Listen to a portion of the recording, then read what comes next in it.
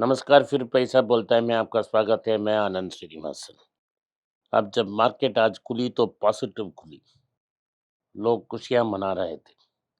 उसके बाद एफआईआई आया, लगभग 100 पॉइंट ऊपर था और नीचे आ गया।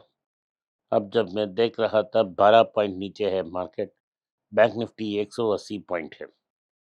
जब से कंप्यूटर इंजीनियर, इलेक्ट्रॉनिक्स इंजीनियर जो अब आरबीआई गवर्नर का रोल कर रहे हैं, अब भारत में ये हाल है कि कोई भी आरबीआई गवर्नर बन सकता है।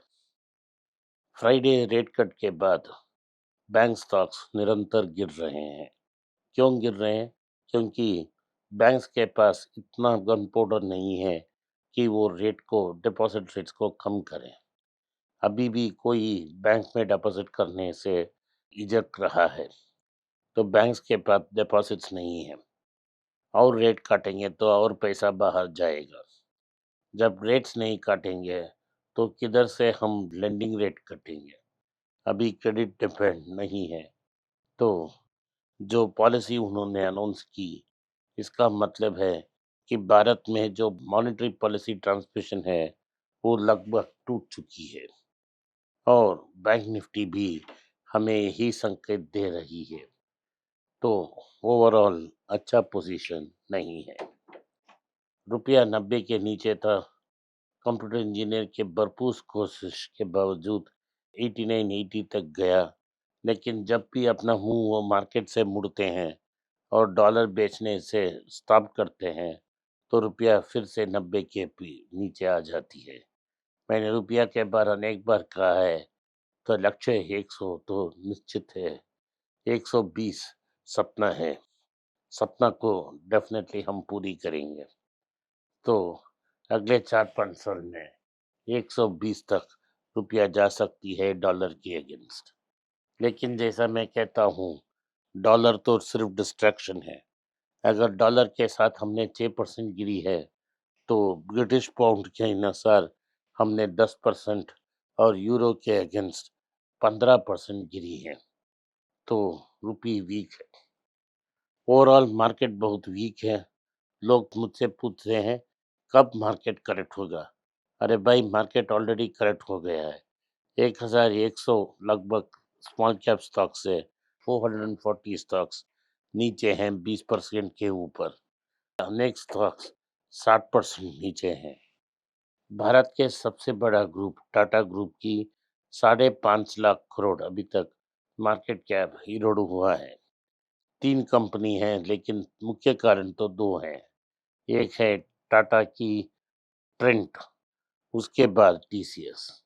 लेकिन अब टीसीएस रिकवरी दे रहा है, क्योंकि टीसीएस की 17% रेवेन्यूज तो यूरोस में आती रही है और यूरो के अगेंस्ट भारत रुपया बहुत बड़ा डिप्रिसिएशन देख रहा है। सो अगर टाटा कंपनीज में 5.5 लाख करोड़ का गिरावट है, तो रेस्ट ऑफ द मार्केट के बारे में हम क्या बताएं। तो ओवरऑल कंडीशंस बहुत वीक हैं। हम ये एक्सपेक्ट ना करें कि मार्केट कल या परसों रिवाइव हो जाएगा। तो ये रहा मुख्य न्यूज़। गोल्ड आज भी ऊपर है, 12,030 तक 22 कैरेट गोल्ड पहुंच गई है। 13,000 के आसपास ही 24 कैरेट गोल्ड है। सिल्वर में डिमांड अभी भी है। लोग सोच रहे हैं कि अमेरिका में क्रिटिकल लिस्ट में जुड़ने से इसका दाम और बढ़ेगा। लेकिन इंडस्ट्रियल यूज है, अभी तक ये मॉनेटरी मेटल नहीं है। अब मॉनेटरी मेटल जब आएगा तब सोचेंगे। अभी ये स्पेकुलेशन बहुत रिस्की है। तो आज की भारत की ताज़ा खबर देखते हैं कि टाटा मोटर्स कमर्शियल व्हीकल की दाम 3% सज हुई है, क्योंकि उनकी सेल्स नवंबर में बहुत अच्छी थी। टाटा कमर्शियल्स पिछले 2 हफ्ते में लगभग 17% ऊपर उठी है और टाटा मोटर पैसेंजर व्हीकल की 3% फॉल है। लेकिन अगर हम टाटा पैसेंजर व्हीकल के बारे में सोचें, तो अगर आप पेशेंटली वेट करेंगे तो ऊपर जाएगा, क्योंकि सफारी का आउटस्टैंडिंग सक्सेस है और ऑर्डर बुकिंग बहुत अच्छी चल रही है। अभी तक टाटा ने नहीं कहा है कितना ऑर्डर्स वो बुक कर पा रहे हैं। इंडसइंड बैंक में बड़ा चेंजेस हैं, बदलाव हैं। उन्होंने नए मैनेजमेंट को ला लिया है। मैनेजिंग डायरेक्टर ने CHRO chief of human resource को बदल दिया, होलसेल बैंकिंग का हेड को बदल दिया, भारत फाइनेंशियल इंक्लूजन का आदमी को भी बदल दिया।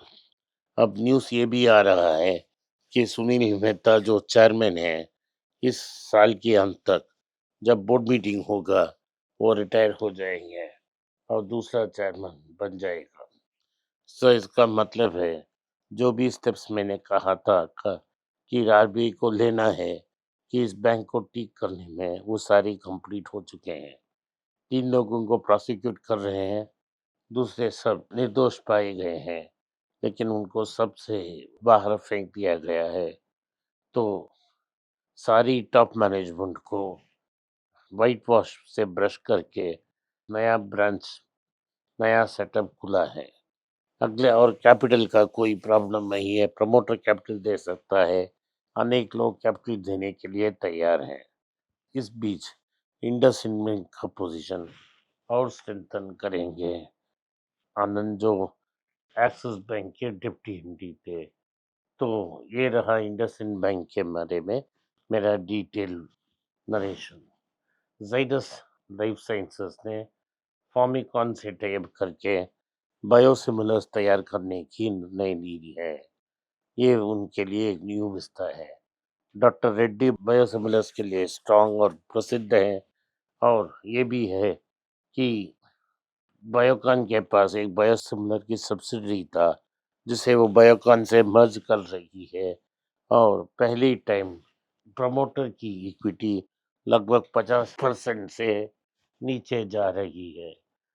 नोवो नॉर्डिस्क ने ये कोर्ट में केस डाल दी सन फार्मा की अगेंस्ट, जैसा उन्होंने डॉक्टर रेड्डी और नाटको पे किया, ताकि नया सेमीग्लूटाइड प्रोडक्ट आने में वक्त लगे।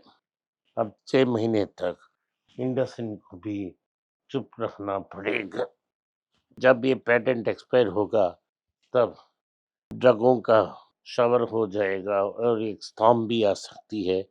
अनेक लोग अपना अपना फॉर्मुलेशंस ला सकते हैं। मीशो की जो सब्सक्रिप्शन थी वो 40% ऊपर लॉन्च हुई है। केन्स टेक्नोलॉजी का कंपनी वो अच्छा कंपनी नहीं है, कुछ मैनेजमेंट की इश्यूज थी, स्टॉक बहुत ड्रॉप हुई थी, उसके बाद रिकवरी देखने की मिल रही है। ऐसे मिड कैप कंपनीज को मैं रेकमेंड नहीं करता, आप इसे कंसिडर मत कीजिए। आकाशा एयर, जिसको कल दूसरी चैनल में विष्णु ने कहा था शायद ये विप्रो एयरलाइंस बन जाएगा, अब वो उम्मीद पे पानी फिर गया। सीधा ये न्यूज़ है कि आकाश एयरलाइन आईपीओ के लिए तैयार कर रहा है। ये बहुत जल्दबाजी में हो रहा है। आकाश के पास ना पैसा है ना प्लेन है, प्लेन नहीं आने वाला है, तो रूट एक्सपेंशन सीरियस नहीं होगा, टाइम लगेगा। अभी वो जल्दी ही कैश आउट करने के लिए एक आईपीओ डालने की अनाउंसमेंट कर रहे हैं, तो आकाश एयरलाइंस भी फेल ही हो जाएगा।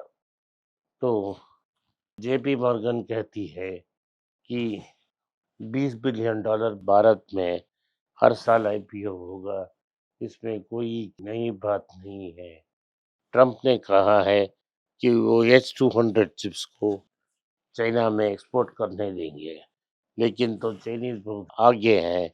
उन्होंने डेमोन्स्ट्रेट की कि सादा चिप में कैसा वो एआई कर सकते हैं। तो भारत को बारे में भी कहा है, चाइना के सामने वो टोटो कर रहे हैं, S-200 बेचना चाह रहे हैं, लेकिन भारत के साथ वो सख्त टाइट हो रहे हैं, और बोला है कि भारत के जो बासमती राइस और दूसरी राइस है उस पे भी वो टैरिफ लग सकते हैं। ऑटो ये सेक्टर में 95% क्रैश होने की संभावना है। आखिर में हार्वर्ड मार्क्स ने कहा है, उनके अनुसार अभी तक ये बबल नहीं आई है, वैल्यूज रिच हैं, तो हम देख के काम लेना पड़ेगा। आज के लिए इतना ही है। आपने इस पॉडकास्ट को सुना, इसके लिए मैं आपका आभारी हूँ। हो सके तो वीडियो को लाइक कीजिए, चैनल को सब्सक्राइब कीजिए और बेल नोटिफिकेशन दबाएं। इस वीडियो को अपने दोस्त और रिश्तेदार के पास भेजें और उन्हें देखने की आग्रह करें। नमस्कार, धन्यवाद, जय हिंद। नीचे एक ईमेल स्क्रॉल हो रहा है, इसका ईमेल एड्रेस है पैसा बोलता है .np@gmail.com। अगर आप मुझसे संपर्क करना चाहते हैं तो इस ईमेल में मेल भेजें, मेरी टीम आपसे बात करेगी। फिर से बता रहा हूँ मैं, पैसा बोलता है .np@gmail.com। इसमें आप मेल भेज सकते हो, मेरा टीम आपसे संपर्क करेगा।